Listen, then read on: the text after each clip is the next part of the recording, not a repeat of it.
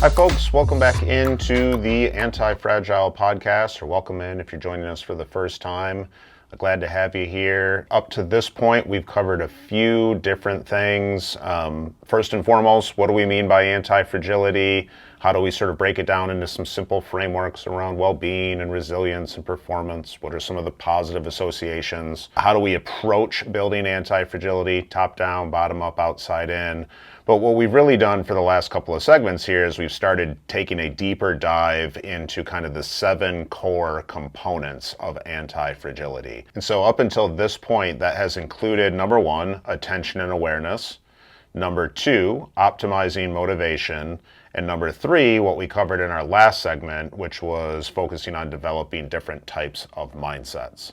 So this week, we're going to stay in kind of a similar area as mindsets, or top-down kind of cognitive functioning in some ways, and we're going to cover a really important term called psychological flexibility. So first and foremost, why is this kind of, psych term, psychological flexibility, so important for athletes, executives, really any type of high performer or somebody looking to kind of proactively build up anti-fragility? Well, let's walk through some of the things it's positively associated with, and we'll do this by breaking it down using our framework for anti-fragility, which is 3 parts. Well-being, build the good, right? Resilience, navigate, leverage the unpleasant, and number 3, performance, right? So if we just start with the well-being category, you can look at, I think, 3 important indicators through a synthesis of different studies that suggest psychological flexibility positively impacts them. First and foremost, life satisfaction. Really, really important. This is a retrospective, sort of holistic overall look at one's quality and satisfaction with their life, positively associated with psychological flexibility. Number 2, it tends to be associated with a higher awareness of life domains. So we're going to get into this in some later content, but when we say life domains, we really mean the ingredients that lead to overall quality of life and life satisfaction, or what we might call alignment and thriving. So psychological flexibility tends to be associated with awareness of all of those things, as opposed to maybe over-indexing on 1 or 2 and leaving out some that are nonetheless impactful. And then number 3, which we'll get into more deeply in our specialized sort of executive scenario episode or segment, is work satisfaction. Psychological flexibility is positively associated with work satisfaction. Adam, before I move on to resilience and performance, anything else you want to throw in there? No, I think the data supports it to be incredibly efficacious, not only in terms of clinical issues, but also in performance issues. And I think that's why I like this so much, because it transfers between each spaces. It's an incredibly powerful tool for our athletes and our performers. So clinical and performance, great. There's a short walk to, I think, our other 2 areas then, right? It's from clinical to maybe resilient, or like generally dealing with unpleasantness, right? Mm-hmm. So psychological flexibility positively is associated with regulation. So self-regulation, or the ability to be disciplined and execute certain behaviors that may be good for your performance, health, mindset, whatever it might be. Like with life domains, generally associated with an emphasis on synergy or balance, or looking at things holistically. That's going to be correlated, like what's the tangible kind of manifestation of that? Maybe an emphasis on rest and recovery, for instance, right? Mm-hmm. Understanding the value of those things. It's highly associated with post-traumatic growth, something I'd love for you to talk more about in a minute. I know this is a particular area of interest for you. And I'll just quickly throw out that this is also highly protective against the negative health impacts of stress.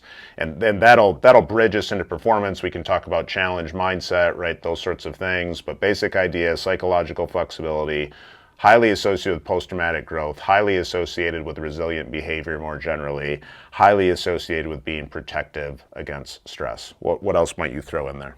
So in terms of psychological flexibility and post-traumatic growth, I think it works as a bridge between experiencing trauma and then achieving growth after the fact, because a big part of psychological flexibility evolves around accepting our emotions and staying committed to our values. And we can turn these the most challenging experiences in many ways into sources of strength.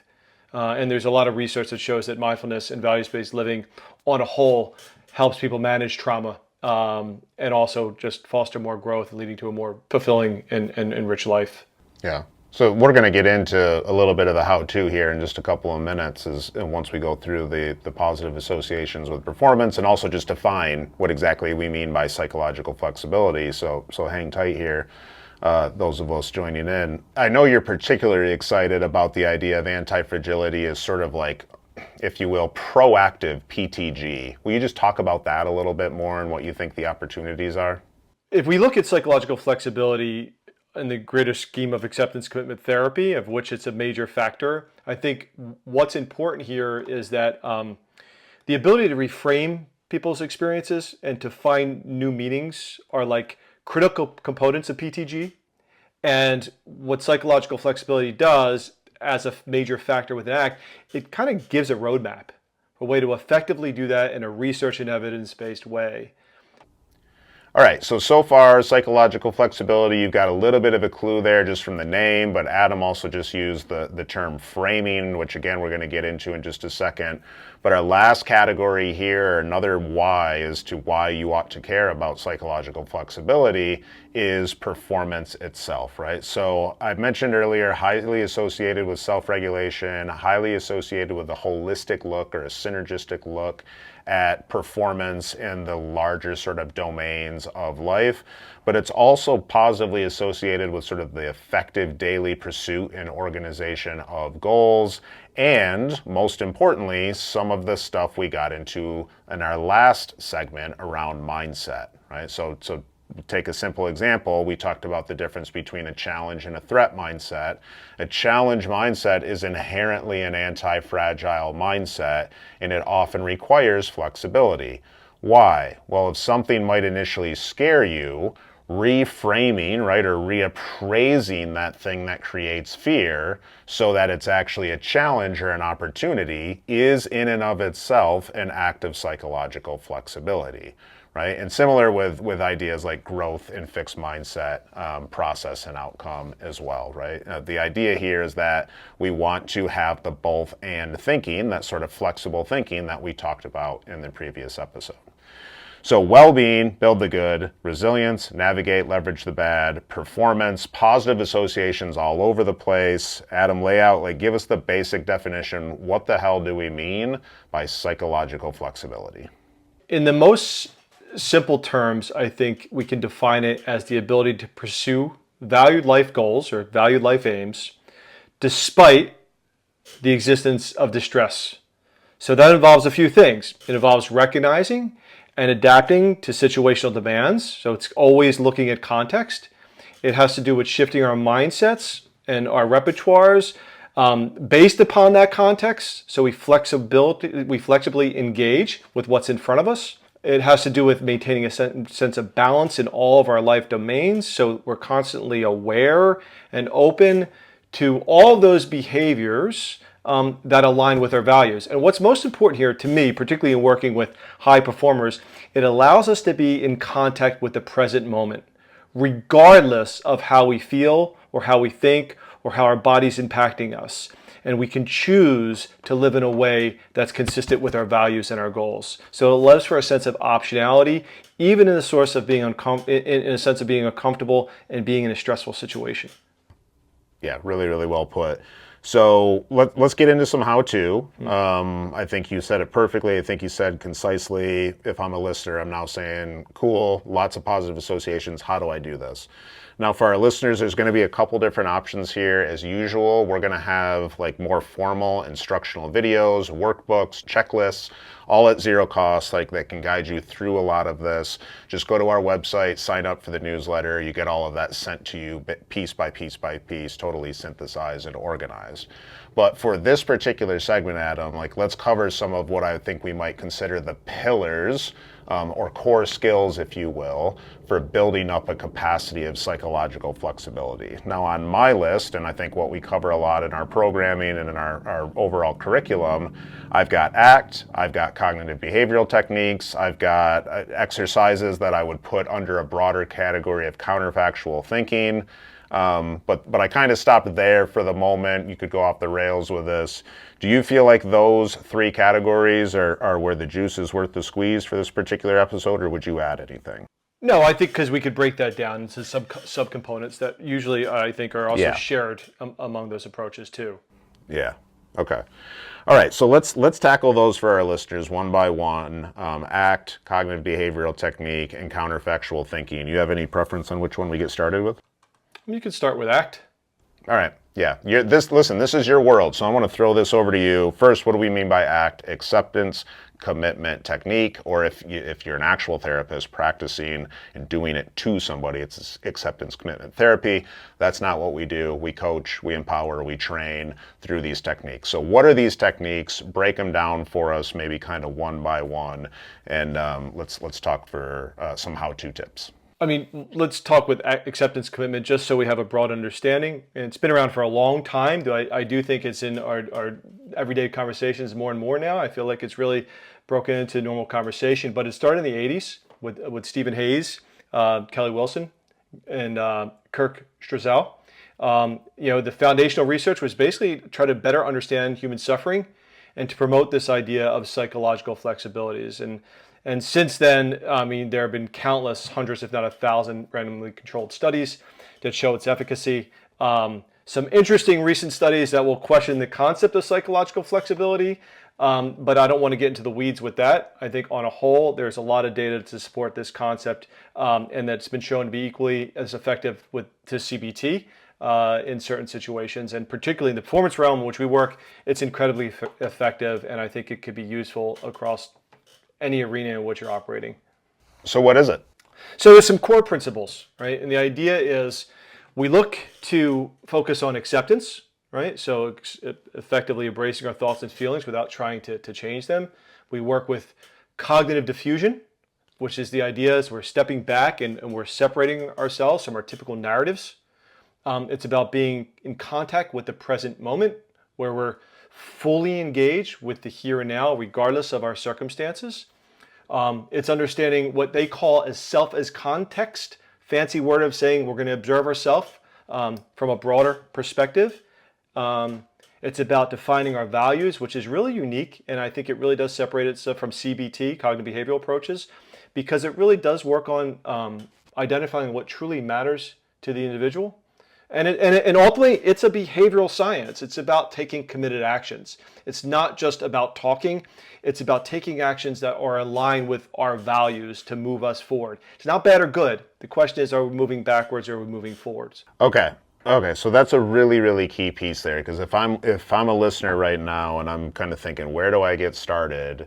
Everything in acceptance commitment, and I think in psychological flexibility in general, hinges on some level awareness of values. It's about alignment with values, awareness of values, and we're going to get into this more deeply when we hit one of our core pillars, which is alignment and thriving. Coherence, right? Congruence, whatever you want to call it. This is going to be a really important concept. But in the context of psychological flexibility, step one is got to know your values, right? Step two might be then recognize when those values are at play, right? And this is often going to be when unpleasantness is present, right? Step three, well, you walk me through it. I don't know that there has to be a natural sequence, but you laid out some of them. I just want to name them. Do you think step three is acceptance? Does diffusion come first, or can it happen really in any sequencing? Well, I think if we don't have awareness to start this, we're never going to start the dominoes, right? They're not going to fall at all. So the idea is it starts with self as context and recognizing yourself as a witness to your thoughts. So you're not fusing with them and assuming what you're thinking is your reality or an absolute truth. Okay.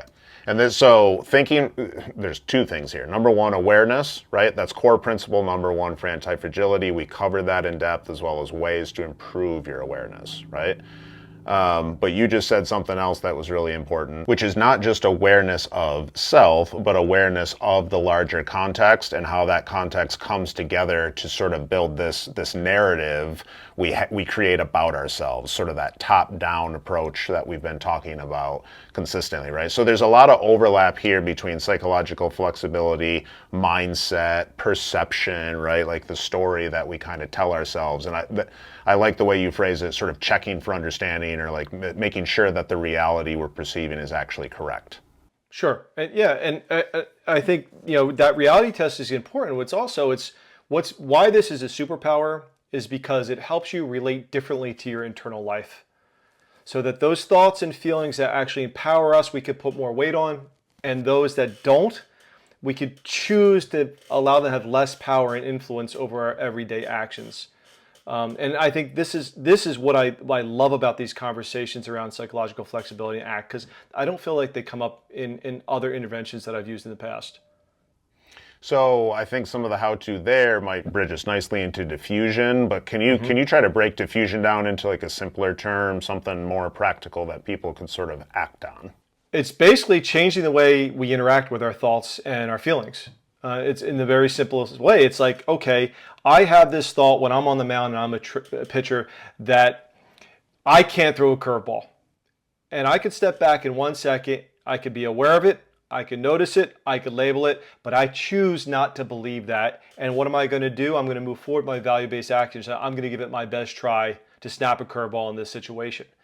Now all of a sudden, that internal dialogue, those automatic negative thoughts don't have power. They're literally just chemical and electrical reactions to a situation that are largely learned based upon our history or experience and so forth, but they don't have to dictate our life.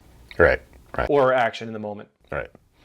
All right, we're going to get into this even more, I think, as we move into CBT as well. But ultimately, what we want eventually is acceptance and then values-based action, right? So just give us those two kind of steps in a little bit more detail here and how somebody might. I think there's probably in a lot of cases in our work, there's a divide between a conceptual understanding of acceptance and a practical, how do I do that? How do I actually accept? To use your example of the pitcher, like they might be able to give themselves that narrative, but deep down, if they don't believe, right, and they're fighting that in some way, how do we get them over the edge, so to speak, to acceptance? Stephen Hayes has a great metaphor, and what's nice about ACT, there's a lot of metaphors, and a lot of them are experiential metaphors, which also are great to use in basic experience, even in terms of coaching yourself. But the idea with this is rather than getting in a tug of war, right, which often happens with the cognitive behavioral intervention, where we're fighting our thoughts and saying that's not true, I don't want to accept that, I'm going to choose this thought. He says, just drop the rope. Because once you get in that tug of war, you're no longer in the present moment. You're stuck internally, and largely you're rigidly stuck in the past, and you use psychological flexibility. So how do we stay flexible? Well, we just note that it's there. We accept that it's going to flow through us, almost like leaves on a stream, right? The water is constantly flowing, and we don't have to pick the leaves up, except for the ones that we find useful or helpful or beautiful, right? So part of that process of acceptance is understanding what thoughts are helpful and what thoughts are hindering us. But it comes along with non-judgment. That's the important factor here. We can't judge it. Okay. So there's a good segue or transition into cognitive behavioral technique, and we won't go into all the different steps of that in great detail. Again, it'll be in resources that we share out, and we'll cover that in more detail in later segments. But I think a lot of what you just described and sort of the second half of the skill set around ACT sometimes comes down to framing and perspective taking and challenging beliefs and just making sure that we're kind of meta aware of that inner narrative or self-talk. And cognitive behavioral skills are really nice for that. Now there's some nuances, like you said, with the element of judgment there. But this is a sort of organized, skill-based way of learning to reframe and take different perspectives in ways that can, at least temporarily, shift emotional outcomes and then subsequently behavioral outcomes in some cases, right? So there's, I think, a few different things that we want to emphasize with CBT here. Number one, you already talked about it, which is sort of just being aware of self-talk, or what we might call kind of ABCs. What are your beliefs about a situation? And what do those beliefs lead to when it comes to feelings or emotions, right? Number two, are those beliefs correct? That's like at the center of what you started with, which, like, before we even try to function or operate within a reality, is the reality we're perceiving correct? Because on some level, I do think there's such a thing as objective truth, but on some level, perception is reality. And we can get into the studies here, but suffice to say, like, I think it's pretty well proven at this point, pretty well valid. We have some control over what we focus on, or I like the way you put it, or Hayes put it, like the leaves we choose, right? So number one, what's the reality in front of us? Number two, right, is that reality correct?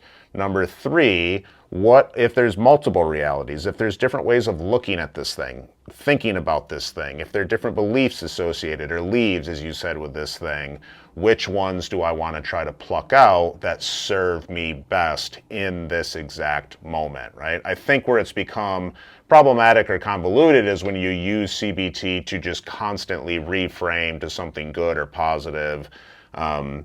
We're recording this in early June, like this coming weekend, Inside Out 2 is coming out, and I've just been loving this clip. I don't know if you've seen it, Adam. This trailer where they just they have these caged up, literally suppressed emotions, right? These new emotions in the movie, anxiety and other, and that's the problem with CBT, when you use it to suppress and eliminate and reframe and not feel. What we're talking about is using it to just sort of navigate, understand, check your cognitive distortions, your biases, your thinking traps, your limiting beliefs, so that you can work with an accurate perception of reality. Getting good at identifying, at challenging, and at modifying distorted thoughts and beliefs is a superpower. Yes. Okay. And this is one of the foundational things that go across ACT and CBT, right? ACT basically is third wave CBT. But the point of this is it's getting away from this idea of thinking in terms of bad or good, moral, right? Moral condemnation around these thoughts.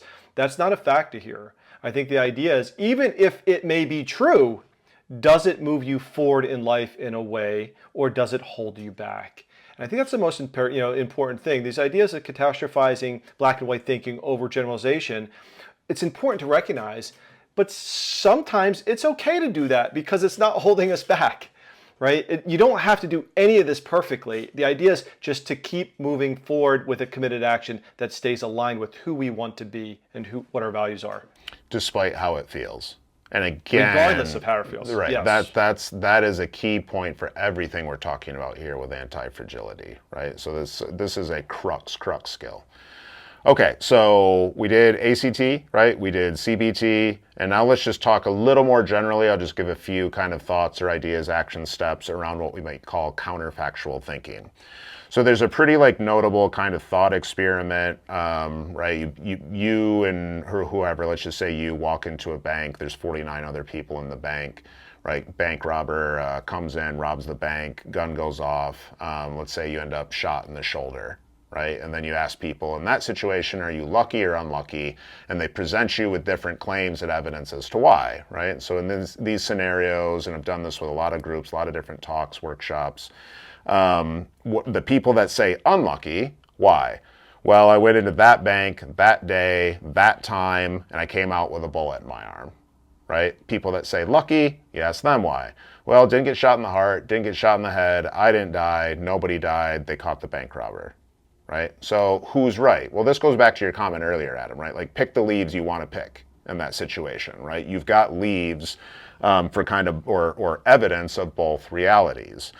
And so the important term here for our listeners is a counterfactual, right? The brain invents a hypothetical scenario to create a standard to help us make sense of something.